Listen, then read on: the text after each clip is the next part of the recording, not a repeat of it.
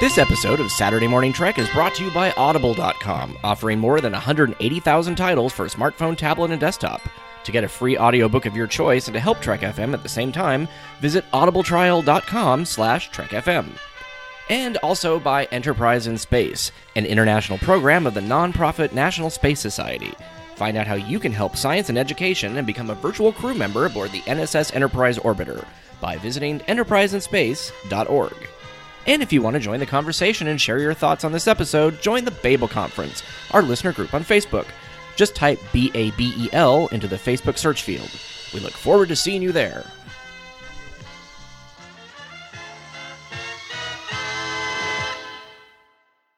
This is DC Fontana. You're listening to Trek FM.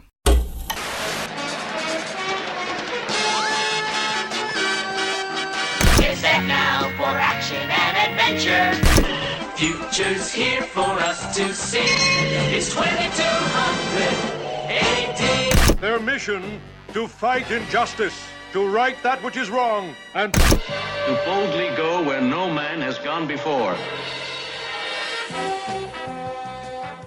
Ladies and gentlemen, welcome to the Wood Panel Dungeon. It is officially the spookiest time of the year, and we are going a little bit off topic, but not as off topic as you might think. My name is Adam Drosen, and I am joined as always by Aaron Harvey.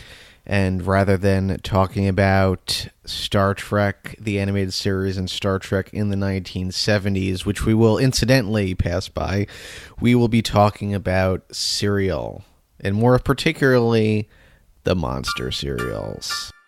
Find out why Frankenberry's been in prison and why the situation isn't as clear-cut as it may seem.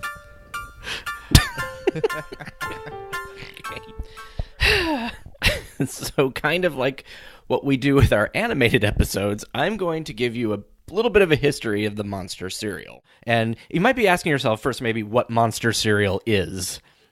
And if so, I apologize to you, first of all, for plunging you into a world which you should have been exposed to years ago. And second of all, you know what? There's no apology necessary. Welcome to this fabulous and spooky. It's and inclusive, just world. like Star Trek. That's right. Infinite diversity and infinite monsters. No, it's still IDIC, infinite diversity and infinite cereal. Ah, there you go. Why did I not think of that? We might be just a little bit jacked up on sugar. That could be part of why I'm just kind of, my brain's going in a million different directions. Yeah, I drink a lot of coffee because we have it at work, but it's always black coffee because I try to have a sugar-free diet. So this is the first sugar I've had in over 2 weeks at this point. Wow. So I've had so 3 bowls of cereal and several. Well you're gonna hear what we ate soon. Yeah. So okay, so monster cereal is basically sugary cereal from General Mills. Probably less sugar now, but not dramatically so than when it came out in the 70s, that is themed with monsters. In March of 1971, the first 2 monster cereals came out. They were introduced. They were chocolate-flavored Count Chocula and the strawberry-flavored Frankenberry. And in the commercials, there were 2 monsters, Count Alfred Chocula and Frankenberry, who would engage in this comic bickering back and forth and over whose cereal was better, and then basically they were interrupted at some point by something innocuous normally, and both would be scared out of their wits, even though they're the monsters. Yeah, like a cat or something, they'd freak out. It's amazing. Don't be scared. I'm the super sweet monster with the super sweet new cereal, Count Chocula. Biffle, here's the super sweet new cereal, Frankenberry. But I've got chocolate sweeties for monstrous chocolate flavor. Well, I've got berry-flavored sweeties for monstrous strawberry flavor. Count Chocula. Frankenberry. Hi. Frankenberry. Count Chocula. In February of 72, a Frankenberry cereal included an indigestible pigment that turned some children's feces pink. And I knew you didn't know that, and I was saving that. It's awesome. The symptoms were sometimes referred to as Frankenberry stool. And I'm assuming that eventually that somehow got Did rectified. you just say that again? Frankenberry, in 1972, Frankenberry cereal included an indigestible pigment that turns some children's feces pink, a symptom sometimes referred to as Frankenberry stool. Sometimes, but not always. I don't know. What other names would you call it? Pink poop? I don't know. Yeah, there you go. Oh my god. Yes. This is important. This is good podcasting. In December, Blueberry, which followed, I guess, shortly afterwards, was reputedly the first blueberry flavored cereal. Which I think is crazy. Like, how is that the first blueberry cereal? Yeah. It was actually came out in December of 73, so just right after the animated series premiered. We had Blueberry. Someone's come for a nutritious breakfast. Hello, my name is Boo. Let me finish. Blueberry. My ghostly good blueberry-flavored cereal, Blueberry, is part of this complete breakfast. Who do you, Blueberry? Frankenberry's got strawberry-flavored marshmallows. Count Chocula's got chocolate marshmallows. But I've got blueberry-flavored marshmallows. Frankenberry. Count Chocula. And Blueberry. And then in 74, Fruit Brute. And Fruit Brute was discontinued by 1982 and replaced with Yummy Mummy in 1987. And Yummy Mummy also had a short shelf life, and it was discontinued. Well, it didn't have a short shelf life. It had a short life on the shelf. It was discontinued in 1992. The first time I heard of Fruit Brute was in Pulp Fiction. There's a scene where you can see Eric Stoltz's character eating Fruit Brute right before John Travolta burst through the door with... I wonder where he got it since it was the 90s. Yeah, I mean, I don't even know, because we say they've been bringing it back, semi-regularly now. Maybe it was part of the revival. The revival didn't happen until fairly recently. Oh, so maybe they just had a box. I think they made a box or something. Yeah.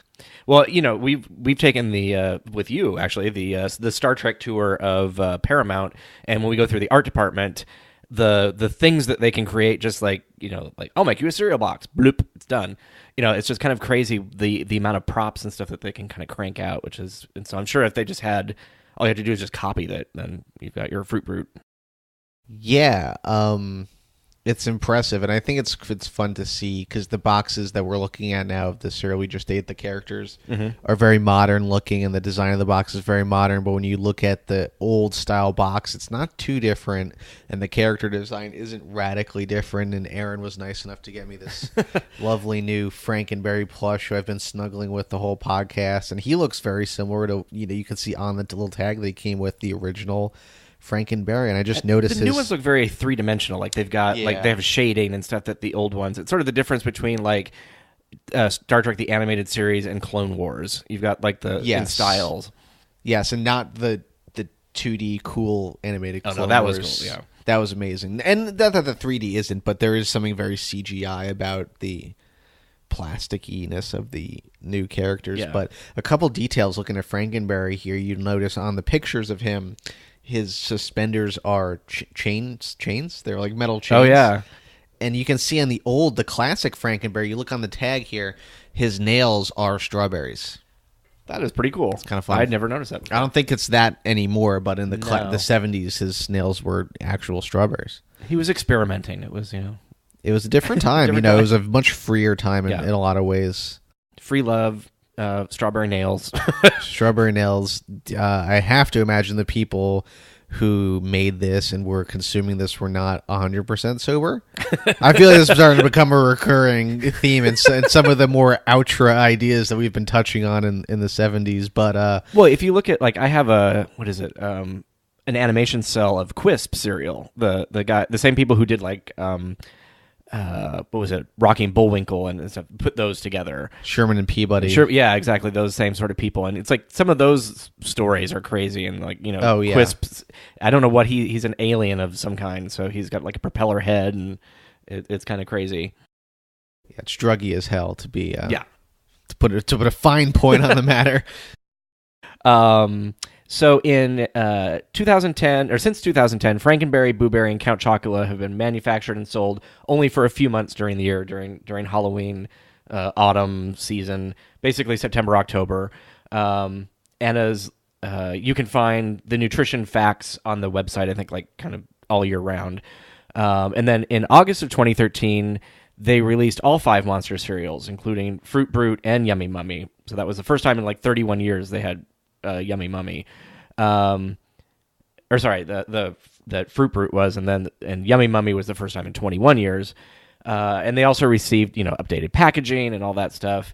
And then they did retro versions of the cereal boxes with the original packaging only sold at Target stores. So we haven't seen those they haven't come back with that. And in 2014, General Mills enlisted the help of DC Comics to create designs for new cereals for that Halloween. The designs revealed on August 6th consisted of Boo Berry, designed by Jim Lee, Count Chocula, great, Count Chocula. You're like Lois Gurn, Count Chocula, Peter. Count Chocula, designed by Terry Dodson, and Frankenberry, designed by Dave Johnson. That's cool. Jim Lee doing which one did Boo Berry? Count Chocula. No, he did. He did Boo Berry. That's awesome. Jim Lee's legendary comics artist, and now the co-publisher of DC. Yeah.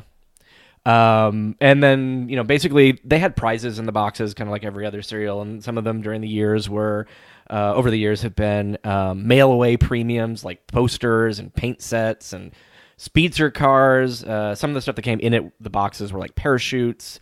Vinyl little figurines, I think, of the monsters themselves and stuff like that. So they didn't really have any tie-ins until we found something today that we had never found before.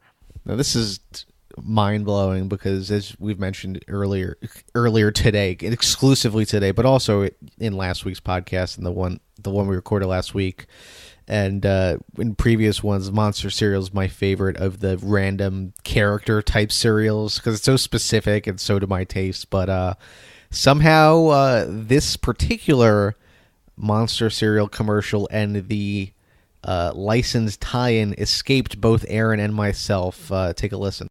We're at Monster Stadium. Frankenberry steps to the plate. I'll fill it with my delicious strawberry-flavored cereal, Frankenberry. You're out! A good nutritious breakfast with Count Chocula is a real hit. Frankenberry. Count Chocula! Both you guys are daddy.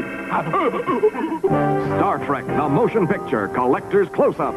It's Mr. Spock and Lieutenant Uhura. You can get Star Trek, the motion picture, collector's close-ups. 2 on each specially marked box of the Monster cereals.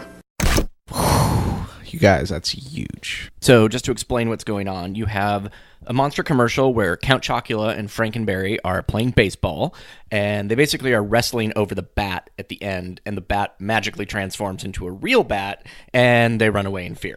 So that's when we cut to the Star Trek the Motion Picture promotion, and there are 2 kids looking at collector's close-ups, which are just pictures of Decker, Spock, Lieutenant Uhura, and Scotty, and that's it, on the back of the cereal box, and you cut them out. And the kids are in a wood panel den. In a wood panel den. You can't make it up. And it's weird because how many times have we gone on to, the internet to find monster cereals? Because if you go back to like any of our episodes at some point in the past, we've brought a monster cereal. We've dropped it in there.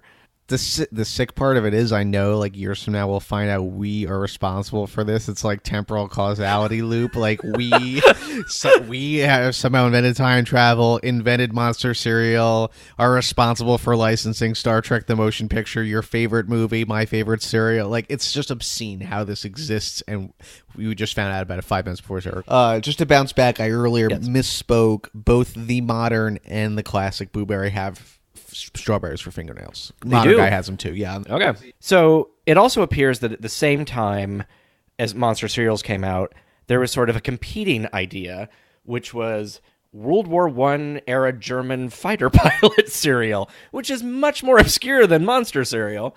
There was, and if you were listening to last week's show, we had played a clip for that because we wanted to save the Monster Cereal for this week.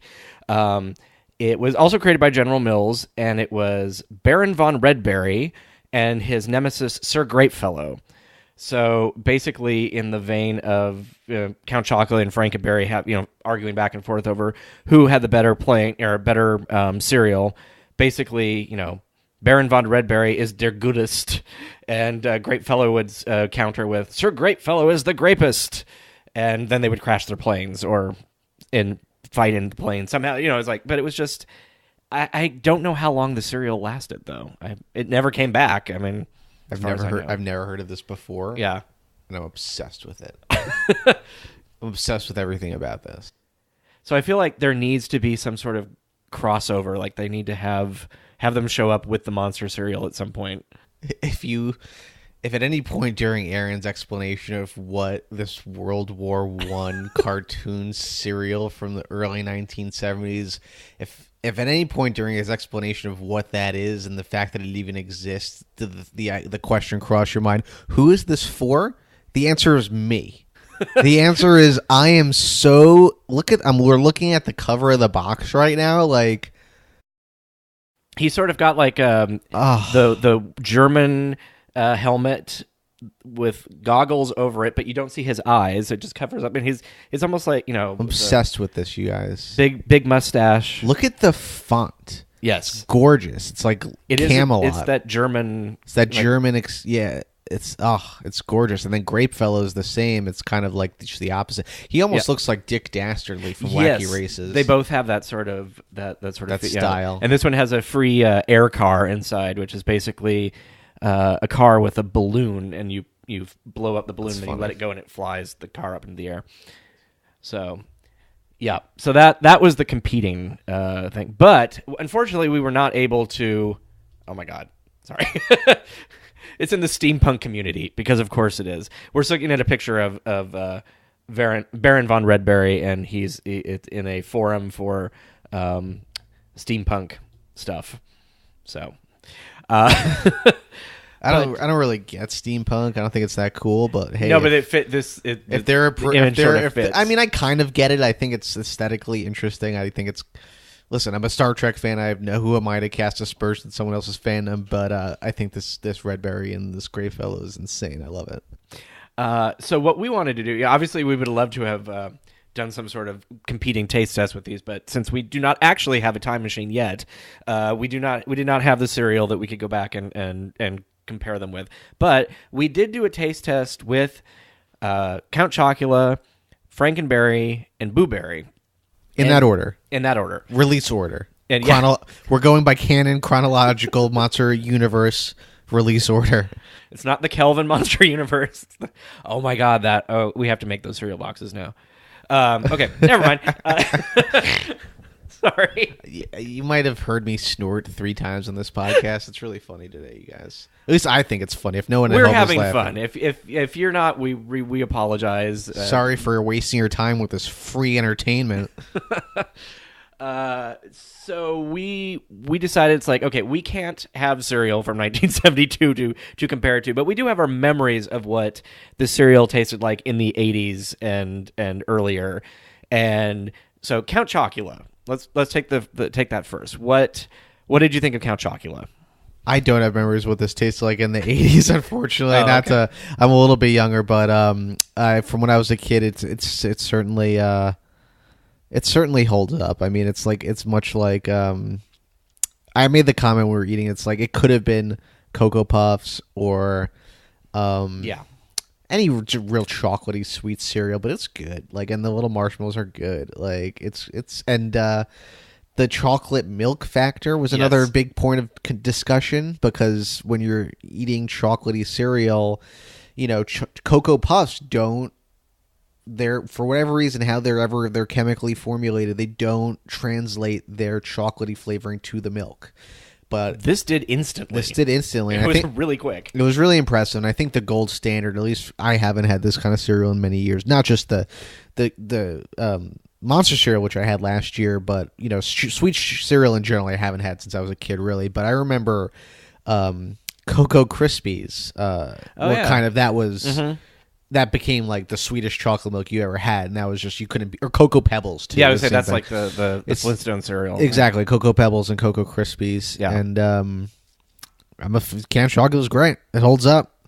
And I do remember vaguely, that there was more marshmallows probably and slightly bigger back in the 70s and 80s. And of course, cereal today is formulated with a completely different, less sugar, though not dramatically. It seems corn syrup, high fructose corn syrup. Yeah, exactly. And that does make a taste difference. And in fact, I believe, what was the cereal that just Trick cereal had actually went to like beet juice and all these different they're totally natural flavoring and everything, and it tanked.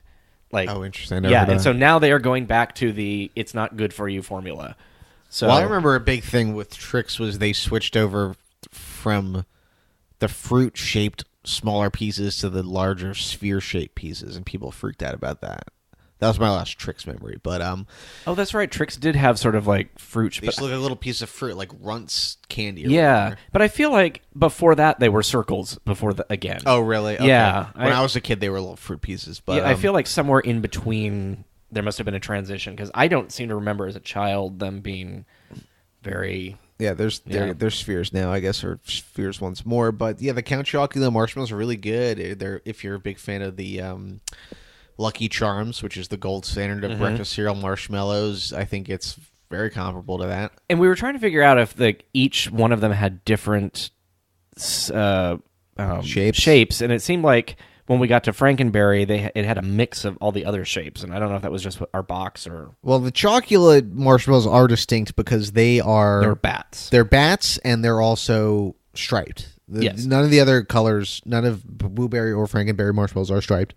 But the Blueberry and Frankenberries, I'm looking at the Frankenberry box now, and it kind of, it's supposed to be his head, I guess. Oh, it is his head. You're right. But it's such a it's so hard to kind of get it's a very specific shape. Yeah. He's got bolts coming out of the side, which are almost like his ears, but he's also got like a steam pipe and like a clock or something. So I think that's like the steam gauge. Yes, it's not a clock. I'm an idiot. But it's kind of a hard thing to translate into a time for Frankenberry. Right.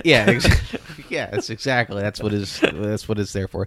It's kind of hard to translate that kind of shape into a marshmallow. Especially, it's the size of your pinky fingernail. So one day when nanotechnology has been perfected, that's perfectly sculpted, nano. We're not going to be using it to like cure diseases or like revolutionize surgeries or anything. Which as a former recipient of such a technology would certainly appreciate. No, we're going to be making very detailed breakfast cereal marshmallows that'll only be available for a couple months out of the year. I digress. Frankenberry's marshmallows are supposed to be his heads, and Blueberry's, I guess, supposed to be a ghost because he's a ghost. So Count Chocula was a success. We liked it. It wasn't like, oh wow, this is something crazy, because chocolate cereal still exists and everybody eats it. Or not everybody, but it's been eaten. So we moved on to Frankenberry. A little bit different, not different in terms of, cut this out. A little bit different because it's you don't usually get a straight down the middle sugary sweet cereal that's specifically one flavor, strawberry. Is the flavor. And it was very bright, like visually just. It's really pink. Really pink, yeah. This is not a natural, found in nature color. It is not a strawberry color. It is a animated series pink tribble color. Right, that's the thing about kids and fruit. It's like you always like the taste of, fruit candy or artificial fruit more than like real fruit. So that was actually pretty good. I was surprised. It was like, okay, and it to me it tastes the most like what classic. I remember the classic cereal tasting like, maybe just because it's such a unique, like the flavor profile. Chocolate's chocolate, and you don't tend to mess with that too much because it doesn't taste like it then. But strawberry, when it's like a cereal or a candy or whatever, it has a very specific artificial strawberry flavor. Yeah, it's almost like cotton candy, like crunchy hard cotton candy in a way, kind of flavor strawberry. And I feel like that marshmallow quotient was much higher in Frankenberry than it was in Count Chocula. Yeah. So that was cool. And then we went on to, unfortunately, this is where the series of Monster cereals does not hold up. Right, because Blueberry was not one of the original cast members. No, that might be why. Maybe he should have stayed out like Chekhov. He came in a couple years later, but he sounded like Peter Lorre. That was great. We still haven't figured out who Frankenberry was supposed to be. I kind of thought Roddy McDowell, but that's not quite right either. Yeah. Hang on a second. Let's see if we can find a picture of Boob. Boob. Yes, we would probably find that if I typed that in. Blueberry cereal. I just want to see if we can find an original. See, it doesn't look. Look at his eyes, though. Like his eyes are heavy lidded, like Peter Lorre. Yep. It's supposed to be Peter Lorre's Blueberry here to give you the cereal. One thing that we couldn't figure out is like we feel like, especially when you see the old commercials, although those aren't really the best example because time and filming techniques and color and everything has shifted. And it's also insane. Yeah, it was much exactly. It was much more like purplish blue, like a lighter blue. The cereal this is like Chububaka. Is that what that was? What? Oh my Chububaka. Yes. Chububerry Baka. That's really crazy. We'll post the link to that because that's really funny. And we're looking at like somebody who's done like a snack cake or something like that using Blueberry and using an actual photo. It looks almost like looks black. Yeah, it looks like charcoal pieces or something. Yeah. But in the bowl, it looks like purple almost. Yeah, like a deep dark blue. We're like, is this going to taste like grape instead of blueberry? Right, because we watched the commercial and it looked like blue. It looked like very blue, but yeah, look at him there. The color wasn't as blue as we would have hoped, and the flavor wasn't as. I mean, compared the strawberry of Frankenberry really popped compared to the blueberry. This didn't taste particularly. It could have been grape, but not really. It could have been blueberry, but not really. It just tasted like kind of like generic sugary fruity. And for whatever. me, it did something weird to the roof of my mouth. Like afterwards, I was like, "Oh, this is kind of strange," and then it disappeared after about 10 minutes. So I don't know if I'm allergic to something that's in blueberry or some weird dye or some something. Dye or something. Yes. Maybe I ought to find out if I'm going to have blueberry stool tonight. Boo stool. We're not calling the episode that. Bull bleep boo stool. Like pretty soon, like all of the episode titles will just be like gibberish. Like this has been Saturday morning. Nobody knows what this means anymore. You got to give those guys credit. They really commit to the gag. Yes. Oh, hey, look, and Halloween costume. That's a cool costume. Yeah. The unofficial Blueberry plate. Yeah. And I was saying, like, it's kind of upsetting because I think Blueberry is kind of like randomly my favorite character of the three. Like, just the design and the voices. Though I gotta say, after talking through Frankenberry's design and looking at the plush and all the art, like, he's insane.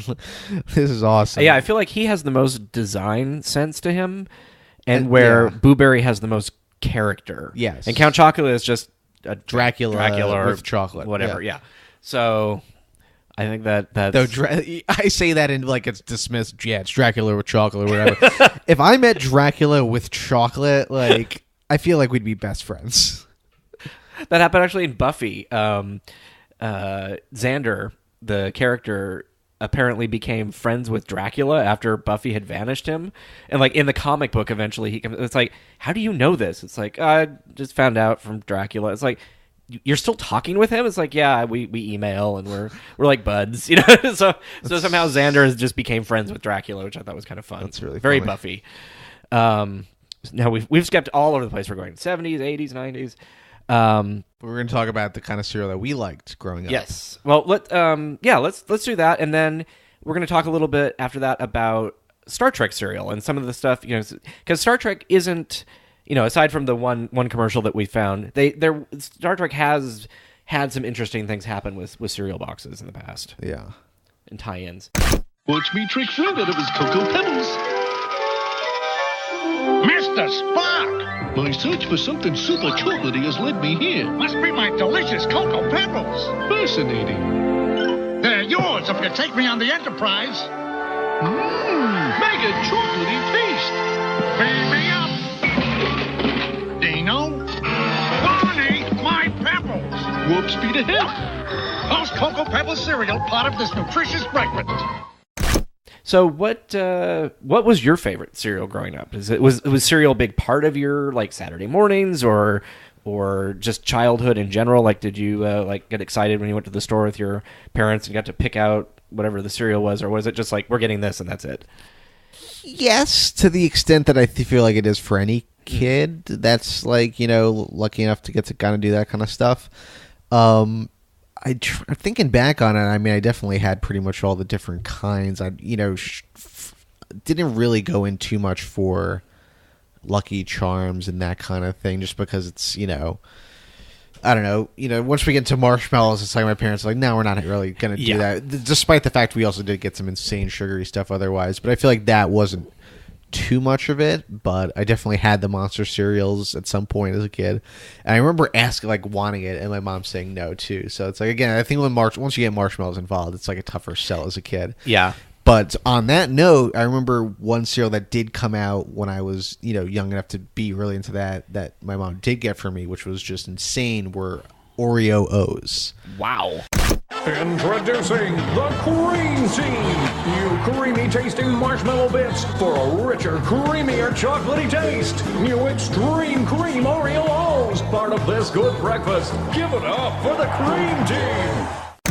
Yeah, so it was basically like Oreo cereal. They were little mini Oreo circles, and it tasted like fudge, and there were little marshmallows. It was great. Okay, it was great. It was delicious. It's kind of like a Cookie Crisp in a way. Like yes, that was where my parents drew. It's like, if it's literally looking like cookies, no, you're not getting that. Yeah, yeah. I mean, Cookie Crisp is interesting. I kind of like it, but it's kind of hard to like put your finger on in a way. Cookie Crisp reminds me of Teddy Grahams, where it's like you eat them and you're like, I don't know if I like these, so let me continue eating them to find out if I five handfuls more.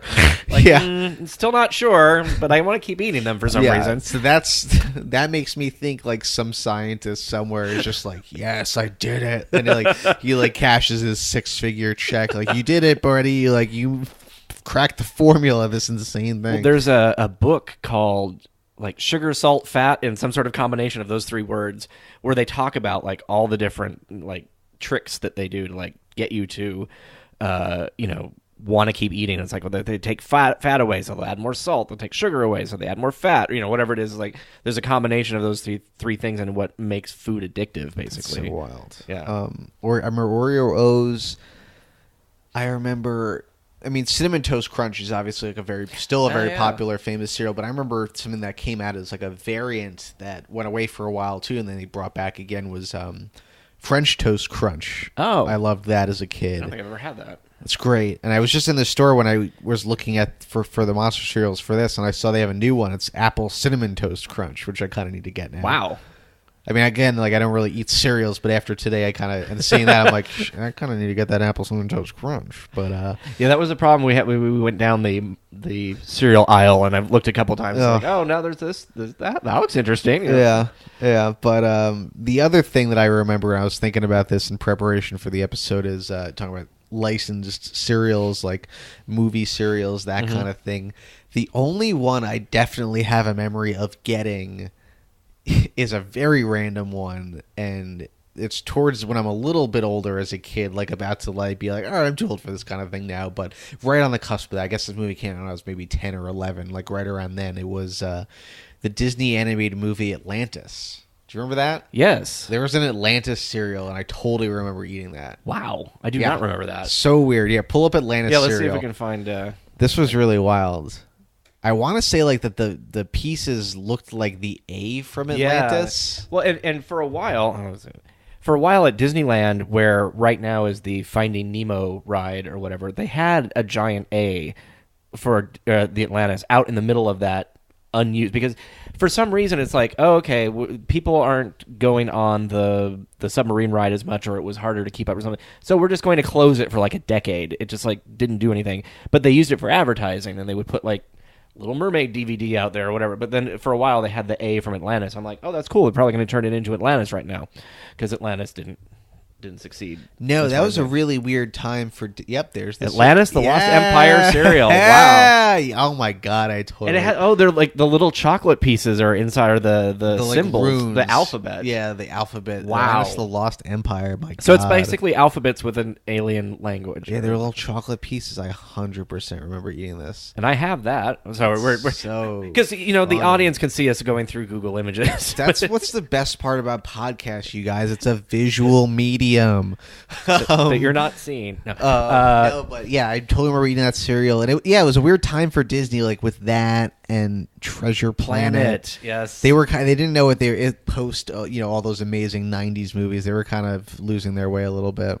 Well, Treasure Planet was one of those things that it was a movie that was made by two guys who it was what they wanted to make. They pitched it in the 80s. Yeah, and they kept like, you have to do this first. You have to do this first, and they finally get to it, and then it didn't. It's the guys who did I want to say Beauty and the Beast. They also ended up doing The Emperor's New Groove. Oh yes, yeah, which is also apparently a very troubled production that they ended up getting originally rid of. It was not supposed to be a comedy at all. It was something to the sun god or whatever. It was just there elements of it made it into it, but that's kind of become a cult classic in a way. Yeah, I don't know if Treasure Planet really has so much. I feel like Treasure Planet was sort of in that sort of steampunk vibe. Speaking of that, same with Atlantis. It was like they were both in this sort of weird Disney trying to get like young boys, I guess. Yeah, and I feel like if they had gone either more towards science fiction or less towards it, it was skirting both worlds a little too much and just didn't work. That'd be a weird double feature. But here, hold on, this is interesting. Just look at we're looking at Disney serials on the screen now. There's one called Mud and Bugs for the Lion King. Yeah, chocolate Mud and Bugs. And she got Timon and Pumbaa and Simba on the cover, and they're eating bugs and chocolate cereal. It looks awesome. That's cool. Is that Magix? What is that? Disney Magic cereal? It's like down a couple. It's like a Fantasia cereal with Mickey from Sorcerer's Apprentice. Where am underneath? It's like the bottom row. There. Yeah, so it's Kellogg's Disney Magic, Lilo and Stitch Disney Store. Oh, maybe it was sold at the Disney Store. Oh, there's a ton of different ones. So we had Magic cereal, Honeybees, which is got Winnie the Pooh on the front, Princess cereal, which has princesses in it. I love them. Atlantis: The Lost Empire, which we were talking about, Lilo and Stitch, Mud and Bugs, Buzz Blasts, Finding Nemo, and The Incredibles. So that's cool. I guess they got a ton of them. I wonder where those were sold. I don't remember seeing. Well, I definitely got the Atlantis ones in like a supermarket. Yeah, for sure. That was like a mainstream. So it looks like it's got. They had some like cool, like their ships and the. Those are the toys. The toys, the flying craft and stuff like that. That was like a cool movie. It had like a lot of cool like design stuff. Michael J. Fox did the voice of the main character. Yeah, that's right. Yeah, that was fun. So here they are. Yeah. That's cool. I wonder if you can get that cereal on eBay. Oh, that's a McDonald's toy. Oh, those are McDonald's. Oh, okay. I mean, it was like a big. When Disney would do something like that, they would like do it every single. Oh, this is cool. Captain Crunch's Galactic Crunch, and he's like wearing a spacesuit, and he's in outer space, and there's marshmallows. At this point, you're just along for the ride as we're searching through the internet. The funniest, I think we will get back on track. I promise. I think the best thing about Captain Crunch, like the absolute gall of him to put out a cereal called Oops All Berries, the unmitigated gall to be like, oh, we messed up. No, we're gonna sell it now. I love it. Well, clearly they obviously did not mess up. It was like it's just like the conceit of it is like, oops, we goofed. Like here's like the best part of the cereal that you like. It's Trix, basically. Here's a 2 box for Trix. There was one. It was somehow I ended up accidentally ordering it from because we had a friend who loved Lucky Charms, and a few years ago apparently they did this thing where the box of just marshmallows. It was only like a few thousand of them were made, and I was on it's when Amazon Fresh first came out. So I'm like, okay, he's having a rough week, and I'm ordering food. I'm like, I'm gonna get him some cereal so he can just have his like fun, retro Saturday morning, whatever. Put it in there and get back, and he's like, just have a box of marshmallows. I'm like, what? And it literally was just all marshmallows. So it was like, it was so weird and so not good for you. And like, I will say this about those marshmallows: there is something very satisfying about the texture. Mm-hmm. It's almost like because they're not marshmallowy, like super squishy. It's more along the lines of like a circus peanut, which I don't really enjoy either. No, I don't like that too much. But it's like. That is the perfect way not to get me to eat more cereal. No, totally. I don't know how to explain it. It's like really nothing else. It is very clearly formulated in a lab somewhere, but it does something to my brain, which they wanted to do. Yep.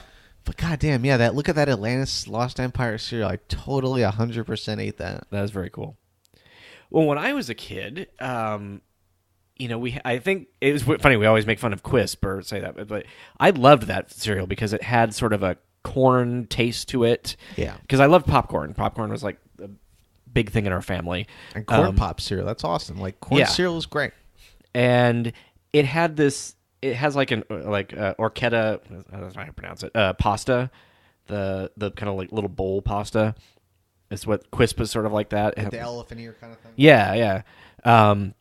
So it had like this very specific like fit on the roof of your mouth kind of, like it was perfect mouth food, which food is for your mouth. But so that was like, I loved that as a kid. That was one of my favorite cereals.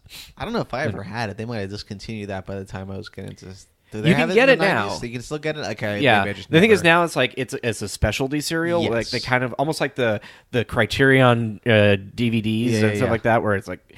But when you order it on Amazon, you have to order like 24 boxes or something insane like that. Like, I don't want that many of them. Yeah, you got to buy them wholesale. And I believe that like if you're in Los Angeles, Universal City Walk has a store that has like candy, vintage candy and stuff like that. Or they used to. Dylan's Candy Bar. Yeah, that's not Dylan's. There's a different one. It's been there since when I moved. It might not be there anymore. Gotcha.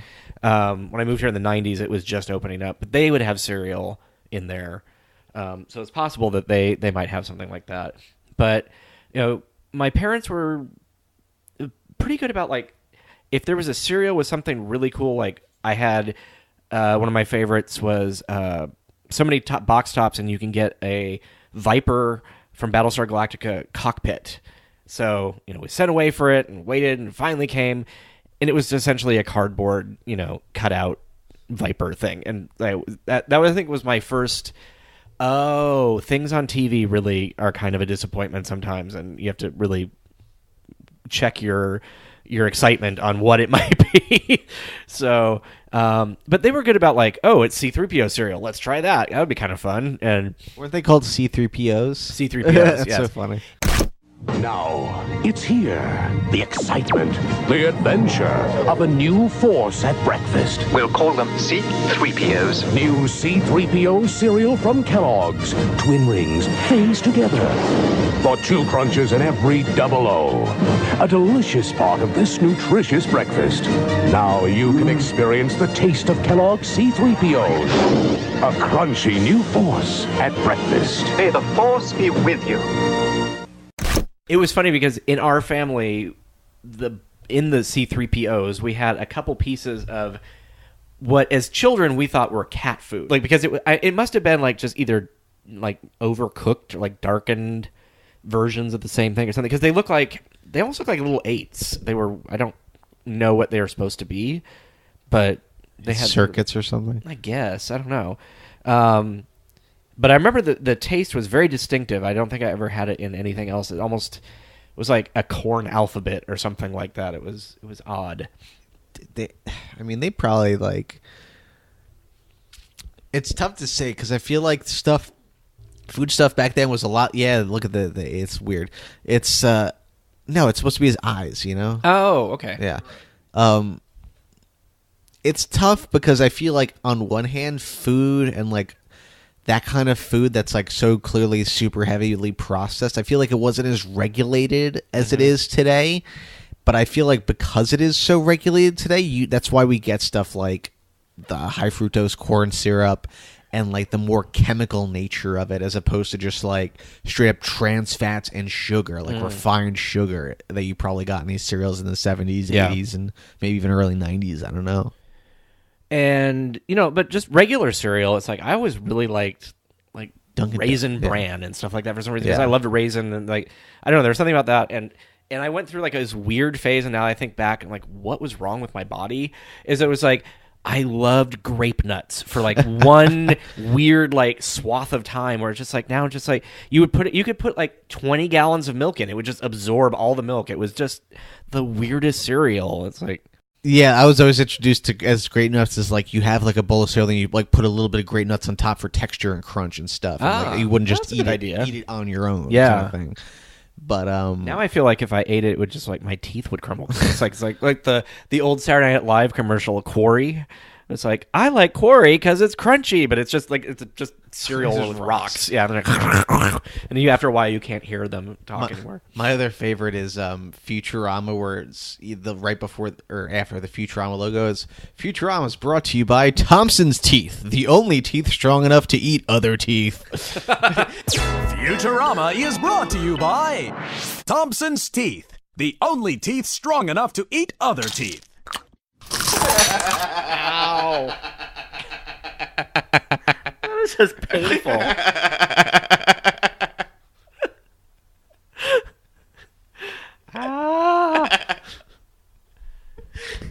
I'm traumatized. That's just good cereal humor. Ow. Just like the look on his face. We will watch this not now, but the 10 worst G.I. Joe vehicles. That would be great for. Oh man, you Joe got on Joe yeah. I was podcast. about to say you got to get Joe for that one. Yeah. Oh, that's funny. Yeah. I'm trying to think of like the 80s seemed to be like the zenith of like random weird like E.T. cereal, Rainbow Bright cereal, like Rubik's Cube, Pac-Man, like any video game. What year was Hey Mikey? He likes it. That was 80. Well, late 70s? late 70s into early 80s. It's so interesting. It's almost like Luke, I am your father. He doesn't actually say Hey Mikey. He likes it. It's he likes it. Hey Mikey. You're right. It's and even we did Hey Mikey, he likes it or whatever. Like, or when we looked it up, it was he likes. Well, I don't know what. Yeah.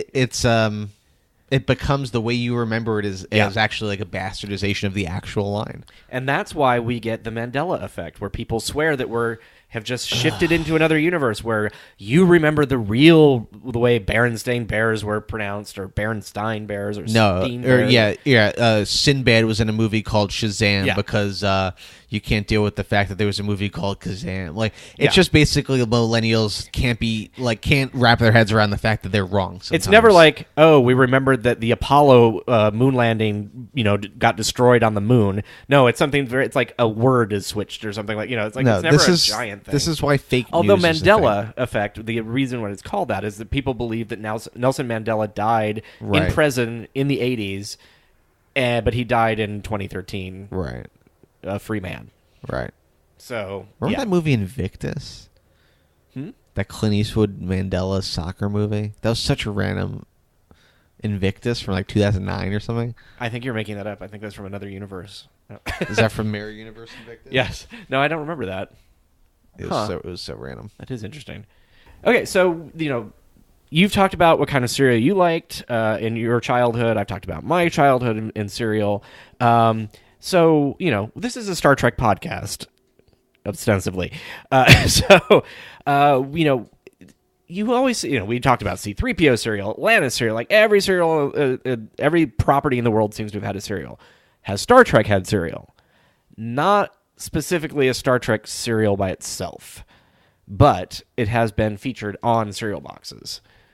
And the first one that we found was from 1969, which is Kellogg's Sugar Smacks, which then became Honey Smacks, and now I guess are just Smacks. Yeah, I think they're just Smacks now. And if you hear us peeling, making noise and stuff, we're eating the fruit roll-ups. I couldn't help myself. Yeah, we got there. In addition to having the Monster cereals, there's also Monster fruit roll-ups. What's the flavor? Oh yeah, that's right. We should have talked about that. We have the so for the Frankenberry. First I thought it was like, oh, we're gonna get chocolate roll-ups. No, those are just chocolate like cereal bars. Cereal bars. But Frankenberry is Strawberry Scream, and Boo Berry is Razzle Boo Berry Blitz.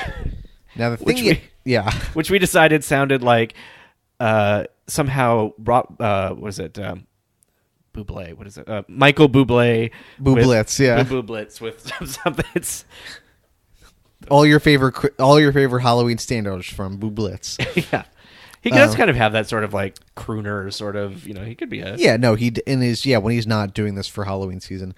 The Frankenberry fruit roll-up's a lot cleaner to peel off. Yeah. And it looks better on the... Yeah, they have printing on the actual roll-up itself as opposed to regular classic fruit roll-up. It's not just red or blue or whatever. So there's a picture of Frankenberry hiding behind a tombstone that says RIP, which is cool. Yep. It says Frankenberry, and spooky snack. Yes. The Boo Berry ones, I think, just say either Boo or have a picture of Boo Berry, but they're It's kind of impossible darker. and to get them off in one piece is almost impossible. And it doesn't quite taste like blueberry. It's more like blue raspberry. So we have figured that, and it's not bad. That one I actually like the blue blah, blah, blah. I actually like the Boo Berry Blitz, whatever the hell the thing's called, better than I did the Boo Berry cereal. I agree. But still, I have not had fruit roll-ups since like junior high. So, Same. And they're amazing, guys. If you haven't had one in a while, which makes me wonder, it's like, do people actually believe that somehow this is fruit? You know, you always hear it's like nobody could. It's like I eat this, I'm just like, I like sugary stuff, but this is still. I mean, I make my own stuff. I guess that's the difference. I don't buy a lot of processed sugar. We also got kind of randomly as a side. Yes. Pumpkin spice Milano cookies, because it's fall. And that's what you do. We needed a modern day control to like, okay, what does modern day say? Right. And this is actually, as far as pumpkin spice goes, it's subtle. It's not like overpowering. It doesn't taste like they dumped a pumpkin on you. If you in like late November, December were to take this package and retrofit it as the graham cracker Milano. Yep. People would not tell the difference. Or cinnamon graham cracker, Milano, whatever. People would not tell the difference, and I'm sure it would sell just as well. Yep. They're good. So, but back to the Star Trek cereal. So we have Sugar Smacks, and we'll post a link to these in either the Babel conference or somehow we'll get it out there. You're gonna want it. Yes. And you probably have seen this if you're like a really big Star Trek fan or somebody who's been in the fandom for a while. This image is like definitely passed by for sure. So it says Sugar Smacks. We've got Space Energy comes from Sugar Smacks. So I wonder if Space Energy is somehow related to like the Spore Drive. It's that whole network of quantum across the universes. It's actually a Sugar Smack powered discovery. We have Star Trek Mission 271. So it has a mission number on the front of the box. We've got Spock, who appears to have a bit of eyeshadow going on. Something like this was right around a little bit earlier, but right around the Ziggy Stardust era. He was experimenting. Yeah. It was very gender fluid time, in not only on Earth and in the UK and in America, but also in outer space.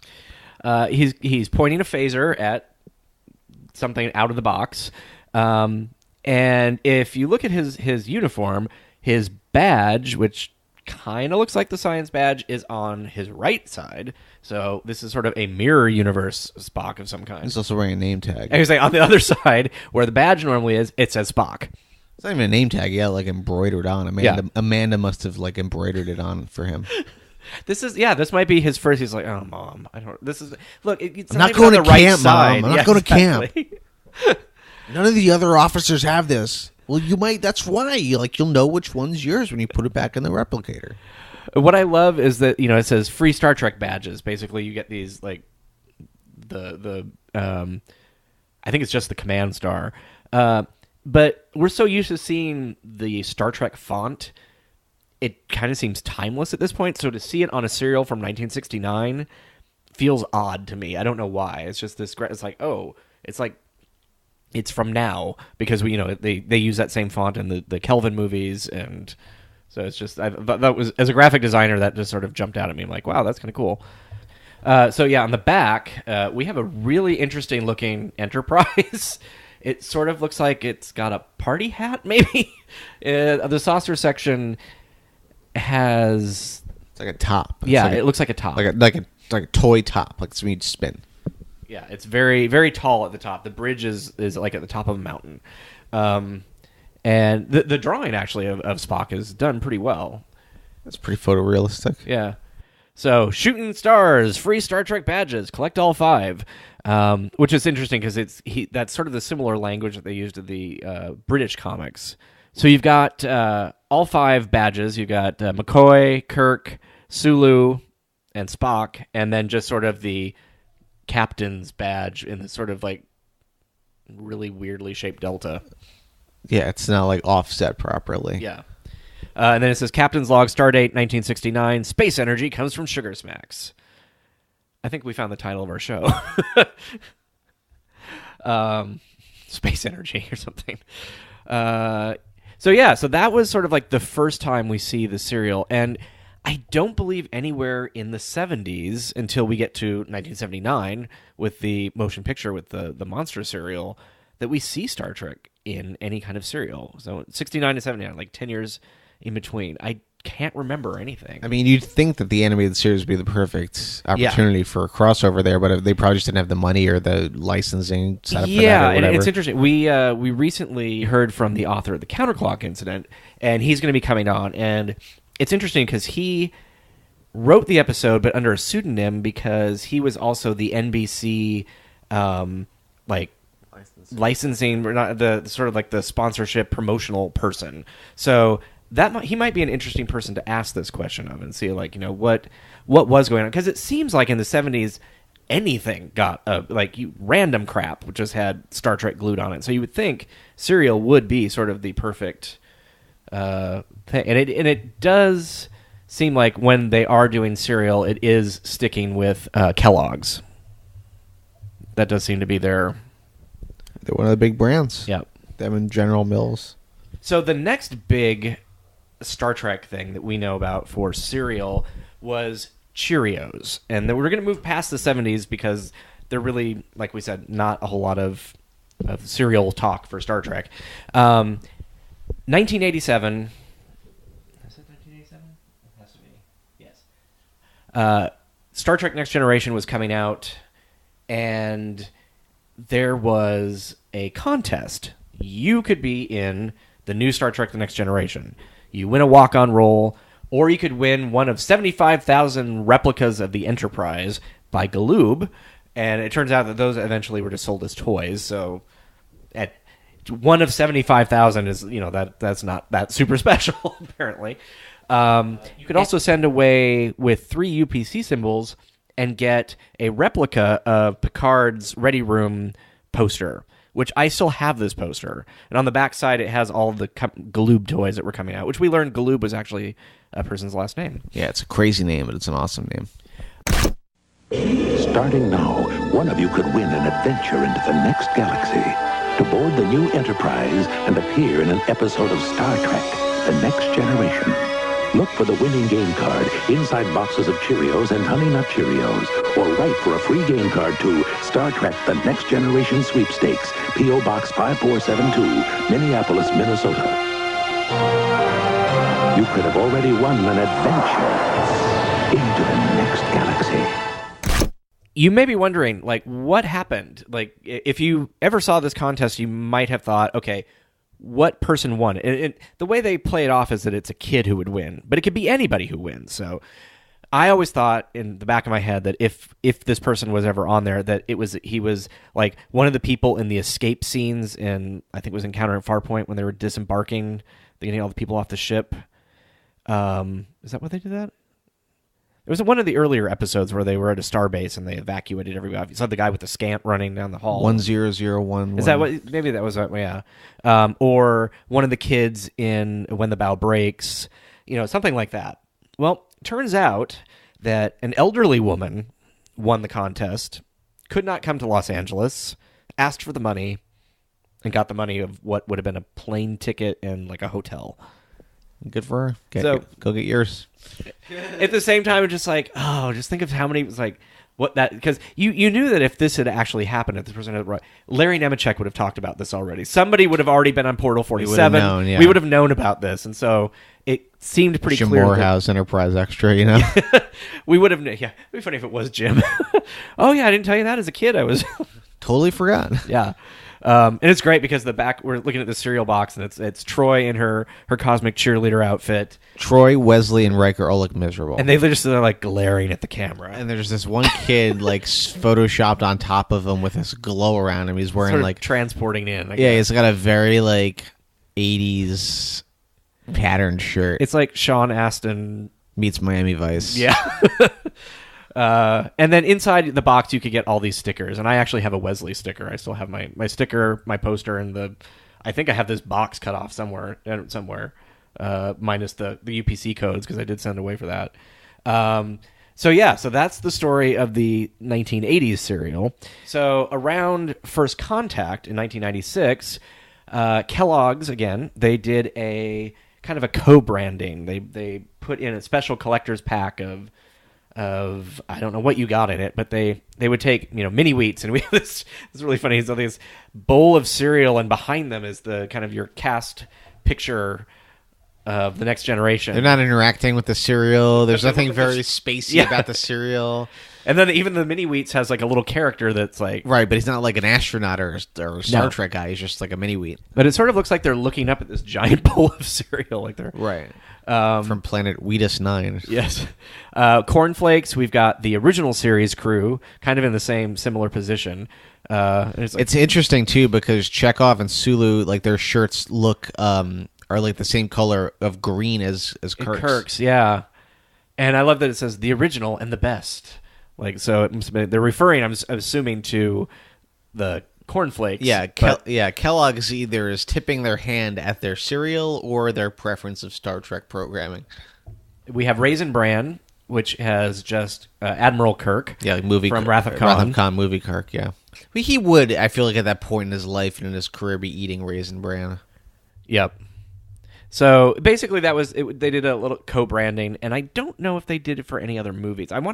I feel like Nemesis or something might have had, like any of the movies that came out, like this level of it, sort of like, look, it's cereal with a picture of us on it. Yeah, real. Go see the movie. Yeah, you could get away with it in the early '90s or mid '90s at that point because I don't know why could you get away with it as opposed to now. But I feel like if someone saw that, they'd be like more like cynical and like be like, that's so lazy. It would have to be more than just a co-branded picture because it's like if you think of the Star Wars stuff that they did, which was insane. Like those bag of oranges. Although, yeah, I would say it does the BB-8 oranges. It's like the only thing that's like, oh, it's kind of clever, I guess, They're because round. he's round and so is the orange. But yeah, and beyond that, I don't know. There was like bottled water at Home Depot that had, I don't know, some Ray on it or something like that. Because I feel like at this point, like 3 years after that, like in 1999 when Phantom Menace came out, it was insane. And I remember Pepsi put out like 3 or 4 dozen cans, like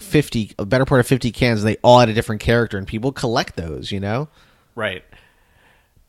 So I feel like it's like you can't just put a box with Kirk's picture on it and like expect anyone to give a crap. Well, and that's kind of what happens when we get into the first Kelvin movie in 2009, where they have like toys with batteries in them, basically. That's cool. Yeah, these are cool. Beam Me Up badges. So they basically, the front of the box has that really freaky Chris Pine, like Chris Pine's already like in his 20s. Let's make him look like he's 17 at the same time. He looks like he's on One Tree Hill or like some CW show. It's weirdly photoshopped. Like even then, I'm just like, he doesn't look that young. He looks like, if you ever seen American Psycho, there's this part where Christian Bale puts on a face mask and he's like slowly peeling it off, and it's like he looks like he's made out of plastic. It's really disturbing. That's what it looks like. Yeah. And this is literally the same photo I used when I was mocking up a pretend Chris Pine Mego doll, because I didn't hardly have to do anything to him to make him look more plastic there. And people wanted that doll. They're like, where is this? I'm like, it's not real. It's like, it looks like a doll. I'm like, it's his face. It's a promotional picture. It's upsetting. Yes. So we've got the new Enterprise and all this stuff, and they got these cool badges. They got a Klingon one. There's Starfleet Engineering, Science, Command, and Romulan. So they basically did that in 2009, and from what I understand, they also did like phaser toys. They did a bunch of other stuff in 2009, and it didn't sell well. And there was something that was when you started to get that like, J.J. Abrams said that he only wanted Kelvin toys to be available, and CBS is like, no, we want only original series. And there was this fight and blah blah blah, and like, who knows what? Probably neither of those were close to being true. Do you have? I have no memory of this. So when we got into Darkness, they didn't do any serial promotion, which kind of makes sense when they have a movie called Into Darkness. I mean, they didn't really have anything in merchandise-wise and toys, anything. It was more like models, and if there was anything, it was like just a video game, and people didn't like that or something. So, and then by Beyond, it was like the blooms off the rose, and nobody cared. Yeah. So this was pretty much but what's really cool is that we did get in 2009 a lot of, with these badges, they went with Fruit Loops, Frosted Flakes, and Apple Jacks having different, I think one of them had like a space suit on, but we've got Tony the Tiger. Yeah, he's throwing up the live long and prosper hand symbol, and it's funny because he's only got 3 fingers on his paw. But it looks pretty cool. It looks very cool. It's very fun. I'd get like a poster of that and like put it in my bathroom. Yeah. And it's got the badges, which I think these light up thing, they're basically like, I think they're flashlights. Yeah, they're like laser pointers, you know. But they're pretty cool looking. But yeah, so and the funny thing is, if you really would like this cereal, you can buy it for $25 on Amazon. I would not suggest you eat it, but apparently you can still buy boxes of it. Hey, that's only like, what, 5 months of CBS All Access? You're right. So if you're interested in getting that cereal, check it out. But people do, if you go to like onto eBay, they sell these just boxes where they've taken them and you fold them up flat, so you can frame them or whatever. Yeah, and they're for like $10 or something. It's not that expensive, really. I mean, it's expensive for an empty box, I suppose, but yeah. So that's sort of like that's where we are now. It'll be. I don't think we're going to see Discovery cereal of any kind. That would be interesting, but. It's that cereal Kashi where it's like good friends Kashi. It's like Kashi, discover friendship. That was a blueberry Saru cereal. Yeah, that'd be cool. It would be the last blueberry cereal. Yeah, so that is kind of our arc of Star Trek cereal. And that's what we've discovered. If you know of any other Star Trek cereal that we've missed, let us know, because we are by no means experts in the merchandising of Star Trek through cereal. But we're experts in eating it. Exactly. Well, eating 3 whole boxes of cereal isn't the only thing we've been doing on Trek FM this week. Here's a listen to some of the things you may have missed elsewhere on the network. I'm really hyper. Previously on Trek.fm. The Edge, a Star Trek Discovery podcast. For an opening episode to get that relationship, like you could see that crew really had been working together for 7 years, which is so not normal for a launch, for a first episode, right? Because you've got the odds, but they seemed to have working forever together. The camaraderie that they had, the trust that they have with each other. To the journey! And then, they're all up on the bridge and everyone's like, oh, what's B'Elanna doing with her day off? And Tom's like, oh, she's binge watching Bill Nye. She's been there, in her PJs since 8 o'clock this morning. I can picture her. She's been watching Bill Nye all day. Tom comes home and she says to Tom, Tom, have you ever thought about wearing a bow tie? But if he's on the bridge and says all that, would Captain Janeway know who Bill Nye the Science Guy is? Yeah. It's Janeway. The 602 Club. So I graduated from high school in 1984. So this film came out in my, sophomore year in high school? So that was like prime formative years for me. This is, this and Mad Max were the R-rated movies that me and all of my friends wanted to go see. Meta Treks. It knows to point that out and say, that's red. It will correctly identify the red shirt as red, but really perceives it like we perceive blue. I knew Kirk should have wore his green tunic when he went to fight the Gorn. Yeah, it would have made all the difference. It would have made all the difference. And that's what else is happening on Trek.fm. So check out the shows and get in on the daily Trek Talk. You'll find them at iTunes, Stitcher, TuneIn, Spreaker, and the Windows Podcast Directory for Xbox and Zune. You can visit our website at Trek.fm and view our podcast directory and stream all of our shows right from the website. We'd also like to invite you to leave us a rating and review on iTunes. Not only does it help us know how we're doing, it also helps other people find the show. Before we go, I'd like to thank our patrons, Norm Lau, Eric Extreme, and Ju Kim. Thank you for your support. And if you want to become an associate producer of a Trek FM show, all you need to do is become a patron of the network at the $25 or more level. Go to patreon.com/TrekFM and find out how you can become part of the team. That's patreon.com/TrekFM. Adam, when we're not slowly going into a sugar coma, which I think is what's happening right now, where can we find you? Instagram, Twitter, Adam Drosin, DROSIN. Find me in the wood panel dungeon working on my Halloween costume. Got to put the finishing touches on it. And we still want to see your costumes out there. So send us, tweet them to Trek FM or to Adam or myself, and we will share those because we would love to see your Star Trek costumes, any costume really, because we're fans of Halloween here, and we would love to share your excitement for costumes. And we know that cosplay is a big part of our community, so adding the Halloween level onto it is just that one extra level of coolness.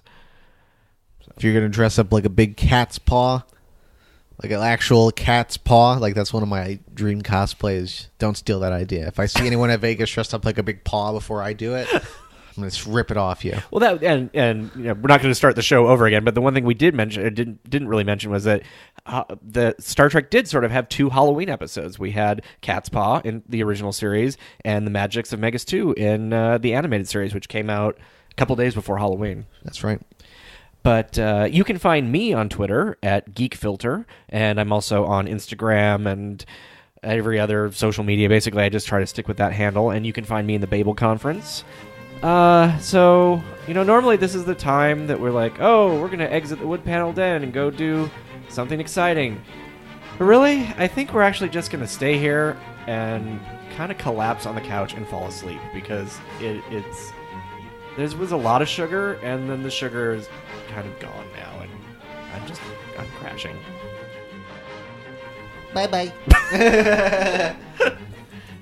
And remember, there is an animated series. I'm tired. Me too. This dancing is too exhausting. Besides, I've worked up quite an appetite. I want to get back to Monster Mansion and have some of my delicious Count Chocula cereal. I'll have my strawberry-flavored Frankenberry. Oh, make mine Blueberry. Count Chocula. Frankenberry. Blueberry. Look for more Monster Record adventures in specially marked boxes of Count Chocula, Frankenberry, and Blueberry cereals.